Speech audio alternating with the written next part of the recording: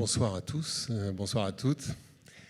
J'ai la chance ce soir de modérer cette conférence sur les échantillons dans un contexte en même temps de transformation de la relation client et aussi évidemment du développement durable. Je m'appelle Élie Papiernik, je dirige une agence d'intelligence de marque et de design qui s'appelle 100 degrés. Et donc je ne suis pas un expert de l'échantillonnage, mais grâce à nos trois speakers ce soir, on va pouvoir justement essayer de comprendre quels sont les enjeux de l'échantillonnage dans ce contexte un peu complexe. Pour parler d'échantillons, donc nous avons Saveria Guelfucci. Donc Saveria, tu es au marketing d'Aptar. Et donc tu connais très bien ce sujet, mais tu vas nous raconter un peu plus précisément. Annie, j'espère que ta voix va revenir dans les minutes qui viennent. Annie Begnaud, tu es la fondatrice de AB Conseil, AB Agency. Tu connais extrêmement bien ces sujets d'échantillons, tu vas nous en dire un peu plus, mais tu as participé depuis des années justement à l'évolution de la question de l'échantillonnage. Arnaud Tumrel, tu diriges ADESPAC. Je crois que l'échantillon, chez toi, c'est une affaire de famille, presque, si j'ai bien compris. En tout cas, tu connais depuis longtemps ce sujet. Et donc, l'idée, c'est aussi d'essayer de prendre un peu de recul et essayer de comprendre quels sont tous ces enjeux. Donc, moi, j'ai une première question. On parle d'échantillons, de sampling. Qu'est-ce qu'on pourrait dire? Et peut-être je vais poser cette première question à Saveria. Ou alors attendez, pardon. Je crois que ce serait bien que vous vous présentiez un peu mieux que ce que j'ai fait. Donc, est-ce que Saveria, tu veux commencer? Oui. Alors merci de nous accueillir à l'équipe du LuxPack et merci à toi d'animer cette conférence. Je suis ravie de vous retrouver sur scène sur ce sujet. Donc Saveria, j'ai rejoint Aptar pour développer toutes nos gammes de formats promotionnels, nos formats échantillons. Certains d'entre vous nous connaissent certainement sur les systèmes de pompe, notamment pour les flacons de parfum, les gels douche, les sprays pour les produits solaires.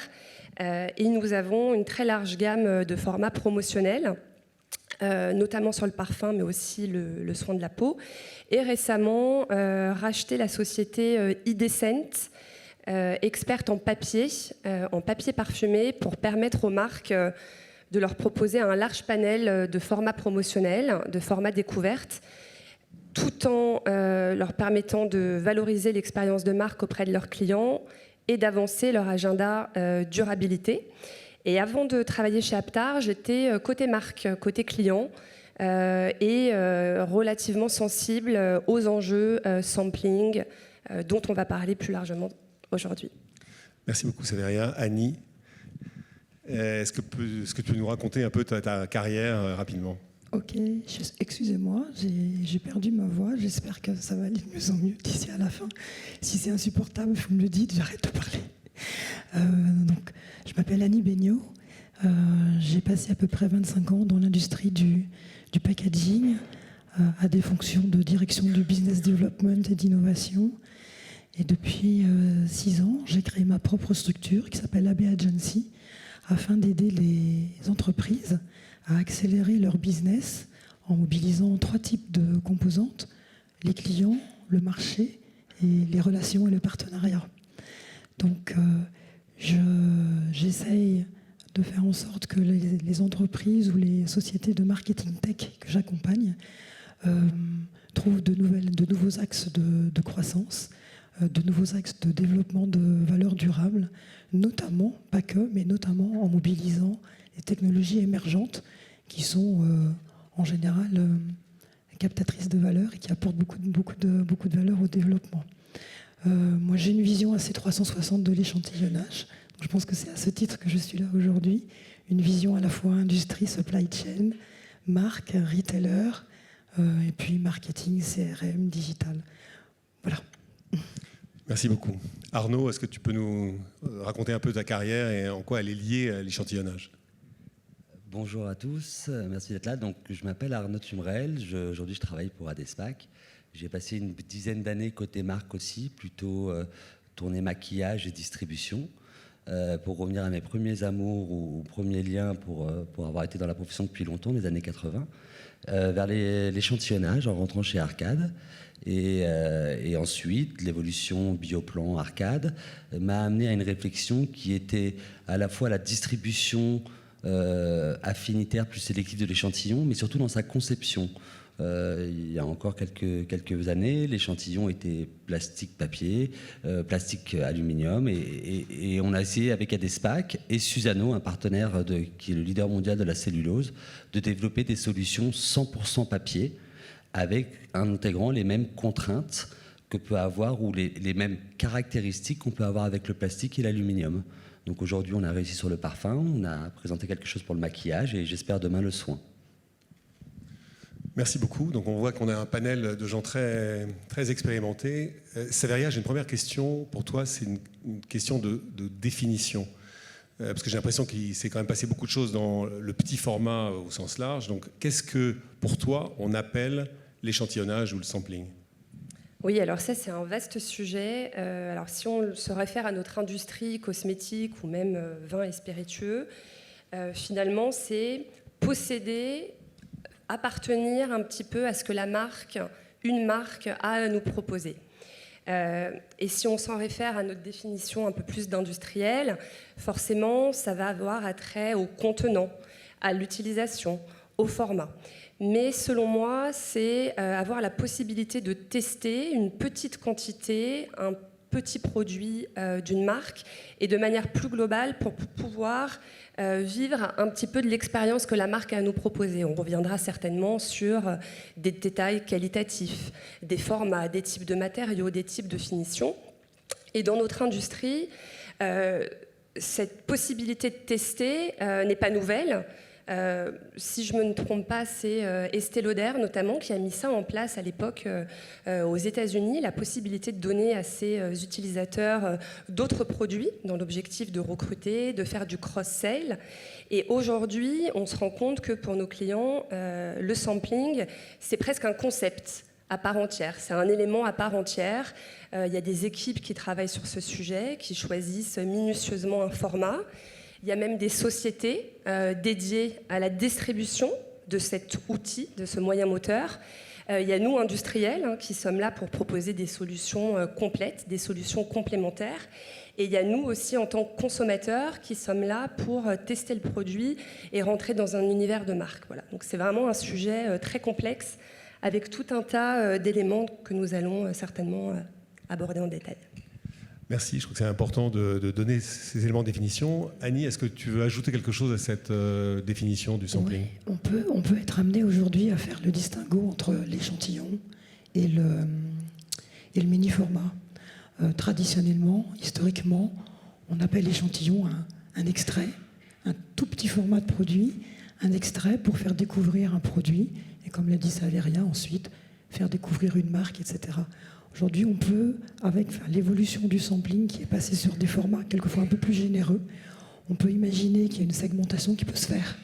Que le mini-format va permettre des cas d'usage un petit peu différents. On va un petit peu s'éloigner de l'outil de vente que peut être l'échantillon de toute petite taille et passer vers quelque chose, on va en parler je pense tout à l'heure, un peu plus vers la découverte et vers quelque chose qui va amener la marque à être généreuse avec ses clients. Donc moi je distingue un peu l'échantillon d'un côté et le mini-format de l'autre. D'accord, assez clair.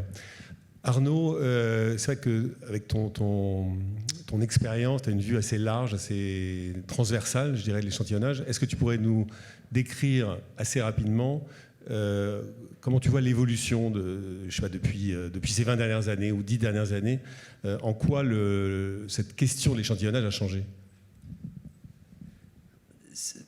On est dans une industrie aujourd'hui qui, par chance, évolue bien, est innovante, est dynamique, est créative, mais il y a toujours eu dans l'échantillon ce qu'on a appelé un moyen moteur, et donc basiquement et un petit peu de façon simpliste, on disait un produit, 8-10 échantillons, donc c'est comme ça que je lançais mes budgets et mes campagnes. Je vais prendre deux aspects. Il y a un premier aspect qui sera la partie packaging, je reviendrai dessus.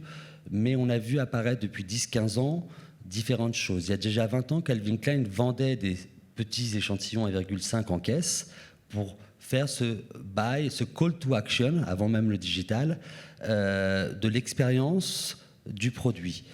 On s'est rendu compte que ça a disparu, ça n'a pas fonctionné. Bic, à l'époque, avait essayé de démocratiser le parfum, même dans les années 80-90, en mass market, c'était pas sa place, sur des petites contenances travel size. On est revenu donc à ce principe de 1 pour 10, 1 pour 8, et puis ça s'est un petit peu régulé. Il y a eu aussi des crises, donc des budgets un peu plus serrés. Et on a vu apparaître de la premiumisation aussi avec les marques de niche. Donc on est monté en gamme, on est monté aussi en contenance. Il y a eu l'apparition des travel size. Pendant les années 2000, il y avait beaucoup de rollerball, même des produits ventes, 10 ml, des sprays qui sont venus se mettre dans des coffrets, mais qui restent encore des échantillons, on va dire size, sampling size. Et aujourd'hui, on revient à des choses, et je pense qu'Annie vous le développerez bien mieux que moi, à ce sampling affinitaire. C'est-à-dire qu'on va essayer de, avec un même budget, faire moins de quantité pour limiter la déperdition, mais trouver la communauté dans ses lieux de vie, faire de l'échantillon et, dans le contexte actuel, aussi le plus green possible, c'est-à-dire à la fois qu'il soit recyclable, voire qu'il soit compostable sur certaines solutions, de façon à avoir une empreinte environnementale, baisser la part packaging, baisser bien sûr l'énergie nécessaire pour la production, mais je pense que l'évolution, on revient un petit peu du travel size qui vient du produit vente, et j'en parlais avec Lily il n'y a pas plus longtemps que la semaine dernière aux États-Unis, on voit en Beauty to Go les 7 Discovery Sets réapparaître, où là on a on va dire, c'est une forme de call to action, vous achetez et quand vous reviendrez après avoir sélectionné, vous avez 5-10 vials, 5-10 expériences olfactives d'application, vous revenez et donc on essaie de créer du lien avec sa communauté de cette façon-là, mais plus sur un produit vente pour essayer de limiter la déperdition, parce qu'on était arrivé à une période où je ne dirais pas qu'on le jetait par les fenêtres, mais on ne savait pas forcément bien les distribuer. On pouvait avoir jusqu'à 30-40% de déperdition. Une multiplication de lancements qui se chevauchait, donc on n'avait pas le temps d'écouler les stocks, donc on se retrouvait. Donc là, on essaie d'arriver sur une premiumisation et un côté aussi plus vert, plus conscient de l'échantillon. Il y a plein de choses dans ce que tu dis. Donc on va essayer de poser justement des questions plus précises sur chacun de ces éléments. Le premier, c'est justement la question de la premiumisation. On voit par exemple dans le monde du parfum, où finalement les marques de luxe d'aujourd'hui sont passées, les marques de niche, les marques très luxueuses, on est passé à des bouteilles de 100 ml autour de 250, 300, 350 euros. Donc la question du try before you buy, un peu ce qui est la raison d'être un peu de l'échantillonnage, elle prend une valeur encore différente. Et c'est vrai que la première fois que j'ai vu ça, ces échantillons payants, enfin en tout cas moi à titre personnel, c'était Scentbird aux États-Unis, peut-être qu'Annie en parlera tout à l'heure, qui était un modèle intéressant d'abonnement de parfum. Et en fait, on proposait aux clients de recevoir des échantillons, mais payants. Et donc, ils les essayaient et ensuite, ils renvoyaient celui qu'ils aimaient. Donc, c'était assez intéressant parce que non seulement on gâchait moins et puis on commençait à connaître mieux le consommateur. Donc, c'est vrai qu'on a vu apparaître ces dernières années avec ces marques de niche ce qu'on appelle Discovery Set, qui sont pour moi un truc assez génial parce que c'est l'échantillonnage. Très qualitatif, c'est souvent des cadeaux. On voit plein de gens finalement acheter 30, 40, 50 euros des beaux kits de découverte. Saveria, peut-être une question par rapport à ton concept de définition. Est-ce que ça, c'est toujours de l'échantillonnage? Est-ce que paid sample, c'est l'échantillonnage ou c'est autre chose? C'est un objet hybride? Il faut trouver un nouveau nom? Si on en revient à l'idée initiale d'un objectif marketing de recruter, faire de la vente, faire découvrir sa marque, l'échantillon, le fait d'essayer une formule, ça reste, alors en fonction des études, le premier ou le deuxième moteur d'achat. On voit que depuis, je dirais, une quinzaine d'années, des marques en particulier, alors moi je pense à Clinique en Allemagne avec Douglas, a été une des premières à mettre en place des campagnes dont je parlais de paid sampling, avec des équipes dédiées en interne qui travaillaient sur proposer des formats best-sellers sur l'ensemble des axes produits, parfum, maquillage, soins, à des petits prix. Des petits prix, pourtant une marque comme Clinique qui reste relativement abordable, on en parle bien sûr sur le parfum, mais dans l'objectif de posséder un petit peu de cette marque.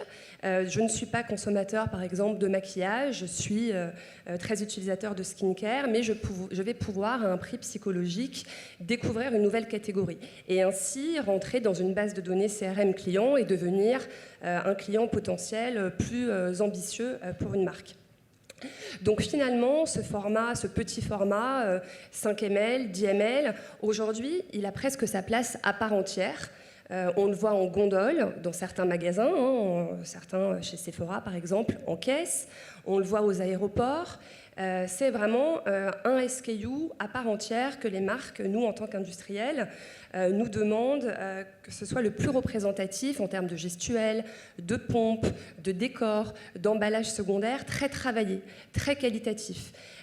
Et on voit des mécanismes plus ou moins différents de possibilités de se faire rembourser, notamment son Discovery Set ou son Paid Sample, et finalement venir augmenter la base de données d'un client. Donc est-ce que c'est toujours des échantillons ? Je pense que oui, puisque ça rentre dans cette logique de faire connaître, faire essayer des formules, faire tester ses produits. En revanche, c'est des mécanismes plus novateurs, peut-être plus travaillés, peut-être plus précis, peut-être mieux ciblés. Très intéressant. En fait, c'est vrai qu'avec cette question de... ce que j'entends, ce que tu dis, c'est en fait un objet de lien un peu différent, d'une relation consommateur qui serait complètement différente. Annie, je sais que tu as participé justement au début de l'e-sampling, le sampling digitalisé. C'est vrai que ce que nous on voit de mon côté du design et des marques, et du retail, c'est quand même une grande évolution de comment les gens achètent des produits. En Europe, je pense qu'on est encore assez retail, assez point de vente. Aux États-Unis, il y a des endroits où en fait, il n'y a plus d'achats en retail. En Chine, il y a aussi des villes où les gens achètent tellement sur les réseaux sociaux qu'il y a très peu d'achats qui sont offline. Justement, comment l'échantillonnage il résout cette question de try before you buy, d'essayer d'avoir un rapport à l'objet, et surtout dans notre monde, on est quand même au Luxpack en effet, avec cette notion du luxe, d'une expérience de qualité. Comment justement l'échantillon il suit non seulement cette évolution, mais il y participe, il aide peut-être à une autre relation avec le consommateur sur l'essayage des produits, sans perdre en fait, l'expérience ou en inventant des nouvelles expériences, je ne sais pas. Il y a beaucoup de choses. La première chose dans ce que tu dis, Élie, c'est que effectivement, l'usage de l'échantillon est différent selon les zones géographiques. Je ne sais pas si on a beaucoup de marques dans la salle et si vous l'avez expérimenté. Mais c'est vrai que tu parlais de l'Asie, la Chine en particulier. C'est un pays vraiment aujourd'hui où tout est numérique. On va avoir une expérience de l'échantillonnage complètement différente. On va vraiment, considérer l'échantillon comme faisant partie de cet outil qui s'appelle du try before you buy, comme tu dis, très associé aussi à l'essai virtuel. Donc un essai virtuel maquillage, un diagnostic soin pour le parfum, auquel on va associer une mécanique de recevoir l'échantillon à la maison. Donc, effectivement, les gens vont peut-être moins dans les points de vente physiques, mais l'échantillon participe d'une expérience globale d'essai avant achat. En même temps, c'est aussi en Chine que se développent des points de vente qui sont ultra spécialisés dans l'échantillon. Des sociétés comme Armé, par exemple, font des dizaines de millions de dollars de chiffre d'affaires en ne vendant que des petits formats. Donc on s'aperçoit que l'échantillon, on ne peut pas s'en passer. En fait, les consommateurs, quand on leur retire d'une manière ou d'une autre l'échantillon, parce que virtuel, numérique, etc., en fait, ils vont adorer se ruer dans ces magasins où on va leur proposer à la vente, par exemple. Donc ça montre bien que l'échantillon, c'est essentiel. Pour revenir à l'e-sampling, c'est vrai qu'il y a une douzaine d'années, avant qu'on connaisse Internet tel qu'on le connaît aujourd'hui, les réseaux sociaux, etc., moi, je m'étais interrogée sur le parcours d'achat du consommateur. On sait tous que l'échantillon, c'est le premier touchpoint entre la marque et son client. C'est le premier outil découverte. Il y a un certain nombre de statistiques qui ont été publiées, une faite récemment par l'e-sampling l'année dernière. Je vous conseille d'aller regarder parce que très, très riche sur le sujet et surtout récente, montrant bien que pour 65% des Françaises, pas mal de femmes, l'échantillon est indispensable avant d'acheter. 80% pour les femmes qui ont déjà commandé un échantillon. Donc c'est vraiment un incontournable. Et il y a une douzaine d'années, quand on s'est rendu compte que le parcours d'achat du consommateur était on s'informait beaucoup, on utilisait beaucoup Internet avant d'acheter, je me suis dit, il faut absolument que l'échantillon soit sur ce parcours. À l'époque, il était en magazine, il était en point de vente physique, il était éventuellement en street marketing, mais il n'était pas sur Internet, cet échantillon. Donc il y avait cette réflexion-là. La deuxième réflexion, c'était, je voyais aussi que l'échantillon devenait de plus en plus une commodité. Il était acheté vraiment par volume, par les marques, mais perdait beaucoup de valeur. Et donc pour les industriels du packaging, c'était aussi un vrai problème de business model à un moment donné. Donc il fallait pouvoir y remédier. Et la troisième chose, c'était effectivement d'essayer de magnifier, de premiumiser, de personnaliser, de cibler cet échantillon, de manière à ce qu'on puisse avoir enfin une manière de cibler et de mesurer l'efficacité d'une campagne d'échantillonnage.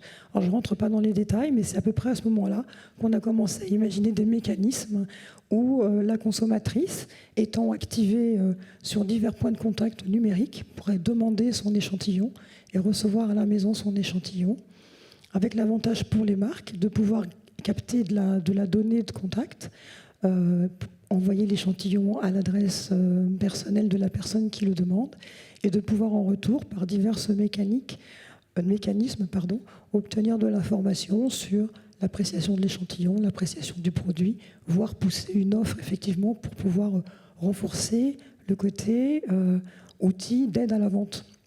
Donc voilà en fait comment l'échantillon, petit à petit, a abordé la sphère du digital et du numérique, et comment on est passé, comment on peut passer d'un échantillon distribué massivement, donc on contrôle peu le coût et l'efficacité, à un échantillon mieux ciblé, avec une distribution maîtrisée, et qui permet justement de commencer à engager une relation avec le consommateur pour pouvoir avoir un impact sur la base de données clients de la marque, et puis à rapporter de l'information assez, valuable pour les marques et même pour les distributeurs. Donc voilà comment l'échantillon, dans la premiumisation de l'échantillon, il y a aussi voir comment cet échantillon peut passer d'un poste de coût absolu, on achète, on ne sait pas ce qui va se passer, à un investissement qui peut rapporter tant en numéraire, en vente supplémentaire, qu'en données consommateurs, données d'achat, données sur la santé du marché. Sous réserve bien sûr d'exploiter ces données, mais ça c'est un autre débat. Merci beaucoup. Arnaud, comment tu vois justement cette question de l'échantillon comme un élément qui participe au changement comme ça, de la relation client dans l'essai, dans le try before you buy, parce que nous, on a vu, il y a des années, tu allais chez Sephora et on te mettait 10 échantillons un peu au pif. Donc c'est vrai que déjà à l'époque, ça semblait un peu inutile et beaucoup de gâchis. Comment tu vois justement ce passage de l'échantillon largement distribué à l'échantillon dont vient de parler Annie, c'est-à-dire distribué avec beaucoup de connaissances, et l'échantillon qui amène de la connaissance client aussi?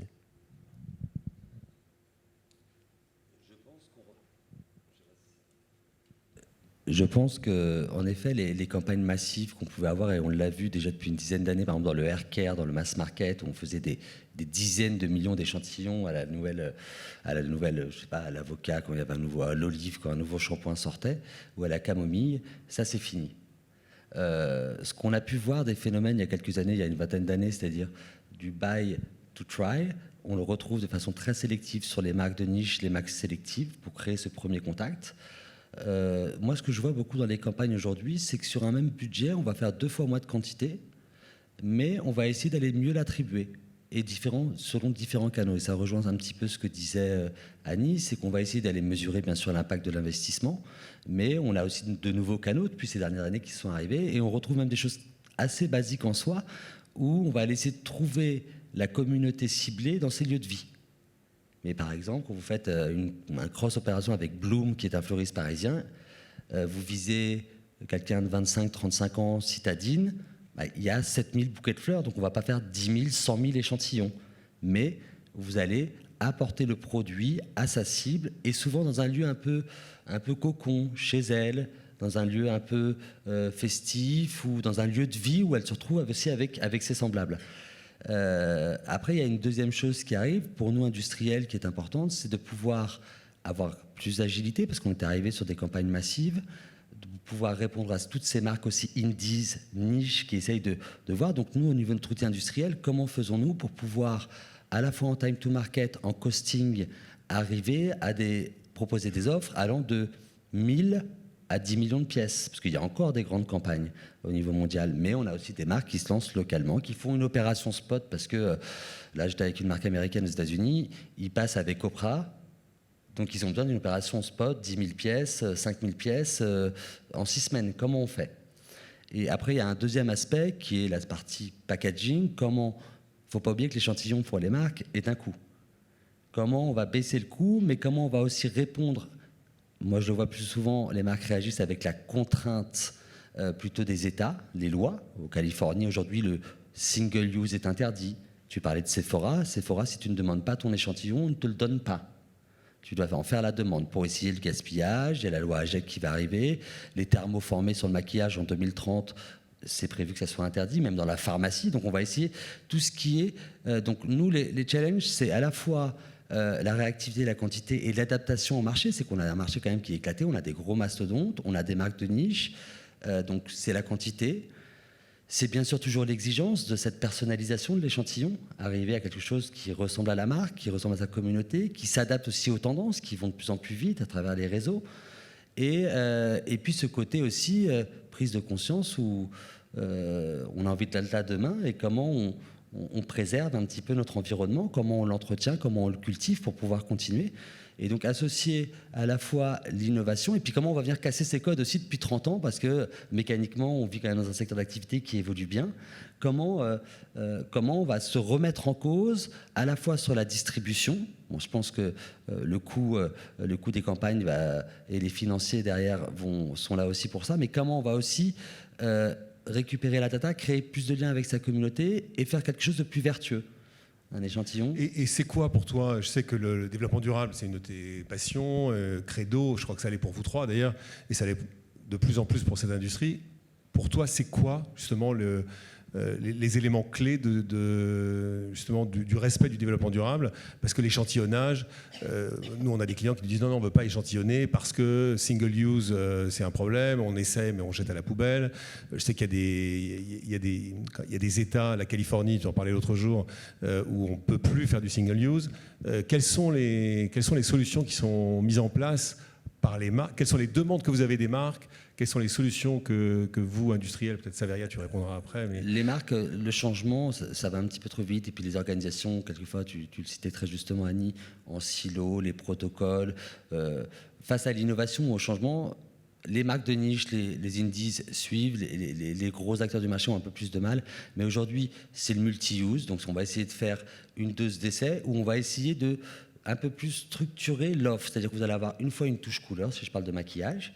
Vous allez avoir le choix entre les 3, je sais pas, on va prendre une poudre, qui vont s'approcher de votre teint. Vous allez aimer cette touche couleur. On va vous donner un produit qui va vous permettre de vivre l'expérience pendant peut-être 2-3 jours. Vraiment, voilà, on va revenir vous voir. Tu avais un très beau teint. En échantillon gratuit. En échantillon gratuit, mais on va créer pendant cette période peut-être de 1 à 2 semaines un protocole aussi de plus de liens avec la cliente. Mais elle va avoir un échantillon qui va avoir peut-être 0,5, si on parle de poudre, 1 gramme. On va pouvoir l'utiliser 3 à 5 fois. Donc elle va avoir aussi le retour de sa communauté, de son environnement, et revenir en point de vente. Et si on arrive à avoir un packaging monomatériaux, on ne va pas faire du plastique bashing, ou du papier, monomatériaux, on peut voir, et on commence à l'évoquer avec les retailers, de créer peut-être un cycle de recyclage. C'est-à-dire que vous venez avec votre échantillon ou votre dose multi-use essai, c'est cette teinte-là, je confirme, j'achète. J'ai soit un call to action et un rebate, mais surtout le retailer récupère et le remet dans le cycle de recyclage. Donc on a quelque chose qui commence à devenir de plus en plus vertueux. Alors il faudra que tout le monde s'aligne, nous, les marques, les retailers, les filières de recyclage aussi. On n'est pas encore perfect, et puis à l'échelle de nos marchés. Mais aujourd'hui, clairement, il faut utiliser plusieurs fois, il faut pouvoir... On est même sur des démarches quelquefois de discovery kit, on parlait du parfum tout à l'heure, mais même sur le maquillage, pour choisir ses teintes. Et avec le digital, créer aussi un peu de content, c'est-à-dire que si vous faites un post, vous avez 5%, vous revenez en point de vente avec votre packaging utilisé, vous avez encore 5%. Donc on essaye d'animer cette communauté, de fédérer ces communautés, mais avec des packagings qui, là on arrive aujourd'hui, que ce soit sur le parfum ou le maquillage, à des choses compostables, qui produisent même de la valeur pour le sol, entre 8 à 12%. Il n'y a pas de valeur résiduelle. Il y a encore une contrainte sur le soin pour les problèmes de perte en poids, où aujourd'hui, il y a la monomatière, en tout cas papier ou cellulose, n'est pas encore prête pour ça. Donc on est obligé de rajouter quelquefois des films PE ou de l'alumine pour pouvoir garantir les exigences. Mais on pourra peut-être en parler à la fin, mais il y a aussi les limites de ces changements-là, de la vitesse à laquelle vont les indices, les marchés, les attentes aussi des 15-25 ans, qui n'ont pas les mêmes critères et qui ont l'impression de voir les mêmes choses depuis aussi 10-20 ans, et ils veulent autre chose. Mais le ça, marché, c'est une bonne nouvelle.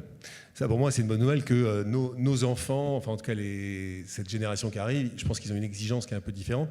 Parce que, est-ce que, peut-être je me tourne à Séveria, est-ce que justement les points que vient d'évoquer Arnaud sur la nécessité de bouger, de faire changer un peu peut-être les mentalités, même l'industrie, les matières, etc., est-ce qu'on arrive à combiner ça avec une volonté de faire de ce moment, avec un échantillon, d'essai, try before you buy, d'essai avant d'acheter, de faire de ce moment un moment aussi de plaisir, un moment qui peut être luxueux ou en tout cas agréable. Est-ce qu'on arrive à combiner aujourd'hui ces deux éléments? Est-ce qu'il y a des réflexions? Moi, c'est un peu le designer qui parle sur justement le plaisir du consommateur. Mais est-ce qu'on arrive à combiner ces deux éléments? Est-ce qu'ils sont antinomiques? Qu'est-ce qui se passe? Associer l'éco-conception et l'expérience client au sens avoir une belle expérience, il y a plusieurs manières d'y répondre. Il n'y a pas une seule approche. Et clairement, c'est des enjeux qu'on a, nous, en tant qu'industriels, présents sur plusieurs circuits depuis des années, avec un certain historique, des capacités de production, des échanges avec nos clients. Je pense qu'il faut aussi qu'on se rassure sur certains formats qui existent. Aujourd'hui, par exemple, sur le parfum. Nous, les clients, notamment donc les marques de parfum, aiment donner la même expérience que le produit vente. Donc, par exemple, la gestuelle de spray. On parlait des Discovery Set, bien évidemment, mais la gestuelle de spray que l'on trouve dans l'industrie, dans des pompes miniatures, on sait que dans la filière verre, par exemple, si je pense fin de vie du produit, ces éléments-là, il n'y a pas de contrainte de taille. Tu parlais, Arnaud, tout à l'heure de petits formats en plastique qui sont problématiques à recycler. Par exemple, on sait que dans la filière verre, on peut s'abroger de ces contraintes de recyclabilité puisqu'il n'y a pas de contrainte de taille. Donc, nos produits sont recyclables. Nous, chez Aptar, entre autres, mais dans l'industrie, c'est notre rôle aussi de penser l'éco-conception par des nouveaux matériaux. Donc les nouveaux matériaux plastiques, on peut penser aux résines recyclées mécaniquement, recyclées chimiquement, les renewables qui permettent à nos clients, en fonction de leur agenda, d'atteindre une réduction d'impact carbone, enfin de réduire leur impact carbone, d'améliorer le cycle de vie du produit, ou alors de réduire le poids de leurs emballages. Il n'y a pas une réponse juste, c'est vraiment une multiplicité de solutions. Je pense qu'il y a vraiment je parlais de multiplicité de solutions, des éléments complémentaires. On parlait tout à l'heure du papier. Le papier, aujourd'hui, on sait le travailler, on a de l'historique, on a des exemples sur beaucoup de marques. On peut faire vivre une vraie expérience au sens de l'ensemble des sens, de la vue, du toucher, de l'odorat. Nous avons même travaillé sur la découverte de l'odeur d'un soin de la peau, une crème parfumée qui a une odeur spécifique. Au-delà d'échantillonner avec un tube ou un sachet, comment je peux faire découvrir l'odeur de mon produit avec un papier parfumé. On a aussi travaillé sur des marques de vin et de spiritueux. Comment faire découvrir, en plus de goûter le produit, faire appel aux sens, donc exciter un petit peu nos sens avec des solutions durables, éco-conçues. Néanmoins, pour rebondir sur ce que tu disais, Arnaud, je pense qu'en effet, on peut s'inspirer de ce que font d'autres industries. Je pense par exemple à l'industrie du café, avec Nespresso par exemple, les dosettes, où ils ont mis en place, en amont des premières étapes du centre de tri, des points de récolte. Alors ça, c'est des sujets, nous, chez Aptar, mais dans l'industrie de manière générale, on se challenge, on veut avancer. Maintenant, les échantillons restent quand même des quantités plus petites que nos produits de grande consommation, notre flacon de parfum, que notre emballage de rouge à lèvres, que notre crème de soin. Donc est-ce que l'équation économique est aussi viable La sustainability a une multitude de réponses et c'est tout un tas d'actions qu'il faut mettre en place. Donc nous travaillons sur des meilleures solutions, des meilleurs composants pour proposer aux marques aussi qui sont, elles, acteurs principaux. Et c'est pour ça que j'en citais une en particulier. Je voulais juste ajouter une chose. La sustainabilité, c'est sûr que les formats, les matériaux, c'est hyper important. Mais c'est tout le process, en fait, qu'on va regarder. Et maîtriser la distribution de l'échantillon participe de l'amélioration de l'impact environnemental de l'échantillon. Évidemment. C'est-à-dire qu'on décrit beaucoup l'échantillonnage massif, effectivement, gros volume, ça coûte cher, on ne sait pas qui est au bout du fil. Par définition, un échantillonnage ciblé, moins de volume, mieux maîtrisé, mieux attribué, avec un retour sur investissement dont on a parlé tout à l'heure en termes de connaissances marché, de données consommateurs. Ça participe aussi, bien sûr, du développement durable de cette industrie, que de réfléchir aussi à ces process. Et ça vaut pour les industriels que vous êtes, ça vaut pour les marques, bien sûr, qui lancent les campagnes, ça vaut pour les retailers. Comment aussi mieux distribuer les échantillons, par exemple en travaillant beaucoup mieux l'association de toute la donnée de la carte de fidélité avec le type d'échantillon qu'on donne, donc la personnalisation en fait de la distribution. Ça vaut aussi pour le consommateur. Qu'est-ce que je fais avec mon échantillon une fois que je l'ai reçu? Donc je pense que tous les acteurs en fait de la filière et à chaque moment du cycle de vie de l'échantillon, on peut agir sur un cercle plus vertueux et sur un développement plus durable. Alors justement sur cette question que tu viens d'aborder, le retour sur investissement, moi j'appellerais ça peut-être un échantillon intelligent. C'est quoi peut-être pour vous, Arnaud et Saveria, et Annie évidemment si tu veux réintervenir, mais c'est quoi l'échantillon intelligent de demain? Est-ce que c'est celui qui a le meilleur retour sur investissement, celui qui fait plus vendre, qui fait mieux vendre au sens où peut-être parce qu'on connaît mieux le consommateur, alors on ne lui envoie pas un mauvais échantillon, si je puis dire.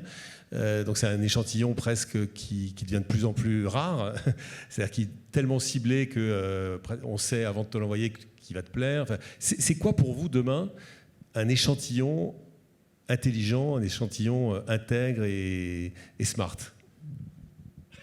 Arnaud, tu veux commencer cette question difficile? Vaste question, merci Elie. Par où commencer? Je pense, si on parle de la partie packaging, il faut qu'on arrive en effet à des simplifications tout en respectant les gestuels et les images des marques, ça c'est certain. Au niveau de la distribution, on a aujourd'hui tous les outils pour mesurer l'impact des campagnes, d'analyser les retours d'investissement.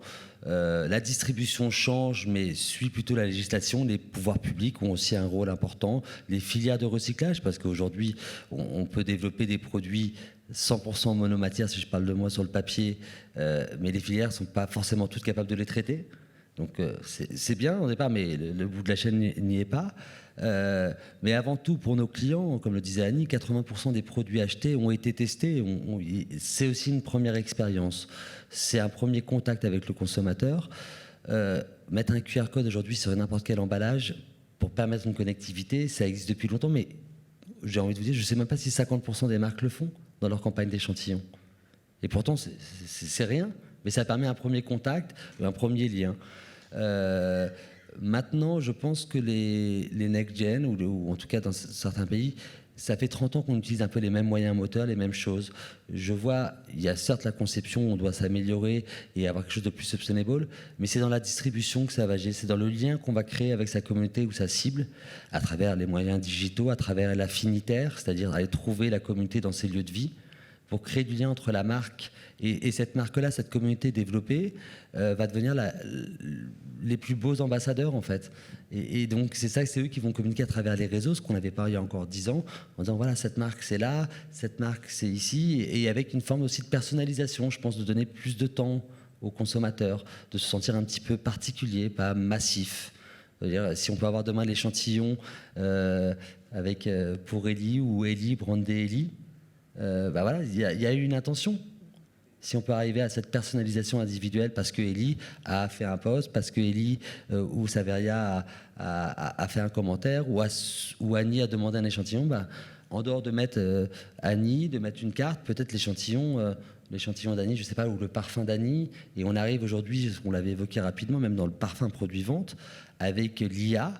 Il y a un concept qui sort là au Qatar et au Middle East à la fin de l'année, où vous aurez, c'est avec un parfumeur et un retailer, en fait un orgue à parfum, où vous allez répondre à un questionnaire en testant des touches à sentir, pour ensuite concevoir un parfum à votre image ou à ce que vous aimez par rapport à ces réponses-là. Vous allez avoir 3 intensités sous un format 5 ou 10 ml pour essayer. Et après, vous reviendrez, mais vous aurez une sorte de personnalisation de votre parfum. Donc, on aura une bouteille standard, mais on fera l'étiquette ou le marquage ou la personnalisation. Et vous reviendrez, vous aurez votre 150 ml, mais qui est quasiment unique, mais comme vous. Mais ça, je trouve que c'est une question intéressante, peut-être pour aussi l'auditoire, c'est la question de la disruption. Souvent, on voit que dans pas mal de business, la disruption vient d'acteurs qui sont à l'extérieur du métier, enfin, l'ubérisation, enfin, on a vu quand même pas mal de ce genre de choses. Est-ce que vous êtes en contact, en tant que professionnel de l'échantillonnage et du packaging plus généralement, vous êtes en contact avec les Alibaba, les Amazon? Est-ce qu'il y a des boîtes de tech, de digital, qui, parce qu'ils sont dans la distribution et qui voient des enjeux comme Alibaba, par exemple, qui connaissent Alibaba, je pense que c'est une des sociétés au monde qui connaît le mieux ses consommateurs.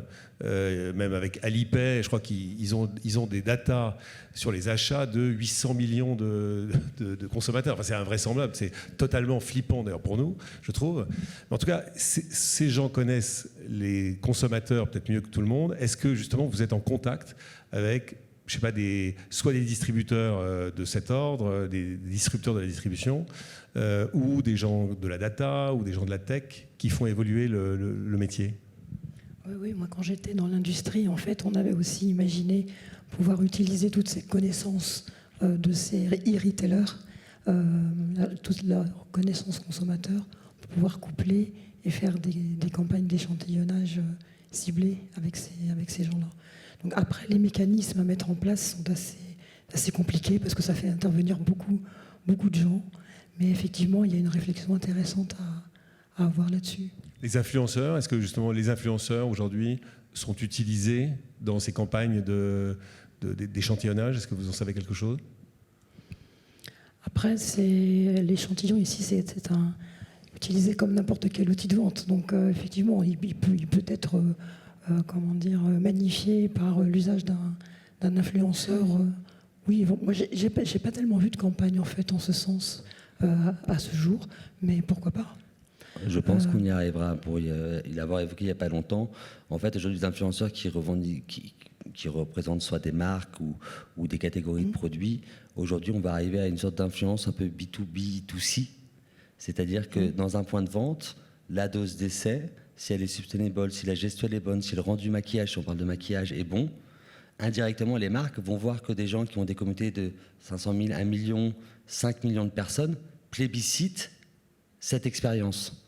Donc les marques, indirectement, qui s'adressent d'habitude à du B2C, vont revenir aussi vers le B2B en disant c'est cet échantillon-là que je veux, c'est cette activation-là que je veux.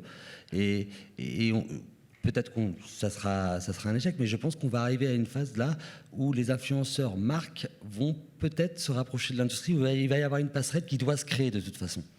C'est vrai qu'avec ce qu'on dit là, en fait, le message qu'on aimerait bien faire passer, c'est que l'échantillon, c'est pas un petit bout de quelque chose qu'on va mettre au bout d'un plan média ou d'un plan marketing ou d'un plan de lancement. C'est véritablement la possibilité d'avoir énormément d'usages. Avec tout ce qu'on vient de dire depuis 45 minutes, on se rend bien compte que ce petit produit-là, c'est un élément d'activation client, d'engagement, de vente, d'animation. Je trouve qu'on l'utilise assez peu pour animer une base de données client, par exemple. Quand on a sa base de données client, on associe beaucoup l'échantillon au lancement. Pourquoi pas imaginer faire des campagnes d'échantillonnage auprès de sa base de données client pour lui faire connaître d'autres échantillons de sa gamme. Voilà, donc on voit en fait qu'il faut prendre un petit peu de hauteur par rapport à la manière dont on conçoit l'échantillon aujourd'hui, qu'on achète un peu comme une commodité par gros volume, le moins cher possible. C'est pas ça l'échantillon. L'échantillon, c'est vraiment un élément de valeur qui peut apporter beaucoup de valeur et beaucoup de connaissances à la marque. Et donc, il faudrait presque mettre en place des gouvernances différentes dans les grosses organisations pour qu'on entrevoie beaucoup mieux l'aspect totalement transversal de l'échantillon et tout ce qu'il peut apporter sur énormément de facettes et tous les cas d'usage en fait qu'il peut remplir. Donc il y a encore beaucoup de choses à faire. Moi, je trouve que c'est une excellente conclusion parce que effectivement, ça n'est pas un petit bout de quelque chose. Je pense que ça va rester, pour définir à contrario peut-être l'échantillon, parce que effectivement, c'est un lien de la marque au consommateur. C'est une façon pour lui ou pour elle de tester. Donc nécessairement, il y a de la qualité, il y a de l'expérience. Est-ce que, avant que l'on finisse, vous avez envie de faire une conclusion, peut-être Saveria? Est-ce que tu veux faire une conclusion sur justement l'échantillon n'est pas un petit bout de quelque chose, et demain peut-être qu'est-ce qu'on lui souhaite? L'échantillon n'est pas un petit bout de quelque chose, et c'est vrai que nous on essaye de mettre en place aussi des partenariats avec je parlais en introduction, l'échantillon a ses propres services marketing, a son propre modèle de distribution, a sa place dédiée en point de vente, et on essaie justement de travailler avec des acteurs de la distribution pour proposer, influencer en quelque sorte les clients d'emblée en fonction de la cible souhaitée sur une catégorie de produits ou par rapport à une appétence produit, proposer le bon format et une bonne cible de consommateurs. Et ça a évidemment des enjeux d'agilité pour nous en termes d'industriels, parce qu'on n'est plus sur des campagnes à des millions de pièces, mais on va plutôt être sur des campagnes à 15 000, 20 000 pièces qui ont tout leur type de personnalisation. Donc pour moi, clairement, et on le voit aujourd'hui, on est sur le stand, j'ai plein de clients qui viennent me voir, qui me posent des questions, quel est le futur de l'échantillon, comment je peux compléter une campagne marketing CRM classique. C'est clairement un enjeu et c'est clairement un outil indispensable aujourd'hui. Ça reste un outil indispensable. Ouais, un outil qualitatif d'expérience client. Merci à vous trois. Est-ce qu'il y a des questions dans la salle? Une question, des questions dans la salle sur le sujet des échantillons? Je pense qu'on a abordé pas mal de points, mais c'est vrai que ça remue beaucoup de sujets, de sustainability, expérience client, image des marques. Est-ce qu'il y a une question?